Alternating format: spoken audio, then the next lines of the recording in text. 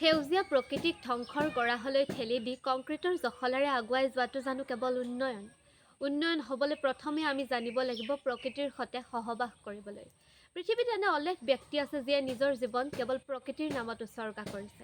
আজি তেনে এগৰাকী নাৰীৰ কাহিনী ক'ব ওলাইছোঁ। তেখেত হৈছে চালু মৰ্দা থিমক্কা।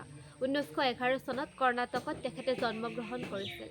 মাত্ৰ 12 বছৰ বয়সতে বিবাহ পাশত আবদ্ধ হোৱা থিমক্কাই লাভ কৰা নাছিল কোনো ধৰণৰ আনুষ্ঠানিক শিক্ষাৰ পৰিৱেশ।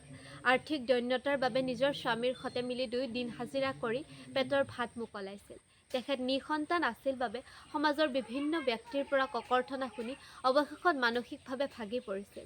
সেইবাবে তেওঁলোকে সিদ্ধান্ত লৈছিল যে এজোপা গছক তেওঁলোকে নিজৰ সন্তানৰ দৰে লালন পালন কৰি ডাঙৰ দীঘল কৰিব। সেই পৰিকল্পনাৰে প্ৰায় 4.5 কিলোমিটাৰ দীঘল পথ এছোৱাত এজোপা দুজোপাকৈ 385 জোপা গছ ৰোপণ কৰি সেই গছবোৰক লালন পালন কৰি ডাঙৰ কৰিছিল। প্ৰায় 4 কিলোমিটাৰতকৈও অধিক পথ দিনটোত কেইবাবাৰো খোজ কাঢ়ি অতিক্ৰম কৰি গছবোৰক পানী দি জীয়াই ৰাখিছিল। 2019 চনৰ কথা। চৰকাৰৰ এটা উন্নয়নমূলক প্ৰকল্পৰ বাবে সেই গছসমূহ কটাৰ সিদ্ধান্ত লৈছিল। 107 বছৰীয়া থিমক্কাই নিজে গৈ মুখ্যমন্ত্ৰীক সাক্ষাৎ কৰি সেই প্ৰকল্পটোৰ বিৰোধিতা কৰিছিল। অৱশেষত চৰকাৰেও তেখেতক সমৰ্থন জনাবলৈ বাধ্য হয়। থিমক্কাই নিজৰ জীৱনকালত 8,000তকৈও অধিক গছ ৰোপণ কৰিছিল।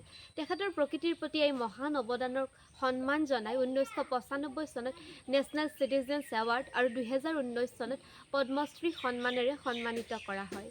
এই মহান নাৰীগৰাকীৰ কাহিনীয়ে আমাক সোঁৱৰাই যায় যে একোজন ব্যক্তিৰ একোটা পদক্ষেপে আমাৰ পৃথিৱীখন সেউজীয়া কৰি ৰখাত কিমান গুৰুত্বপূৰ্ণ ভূমিকা পালন কৰে।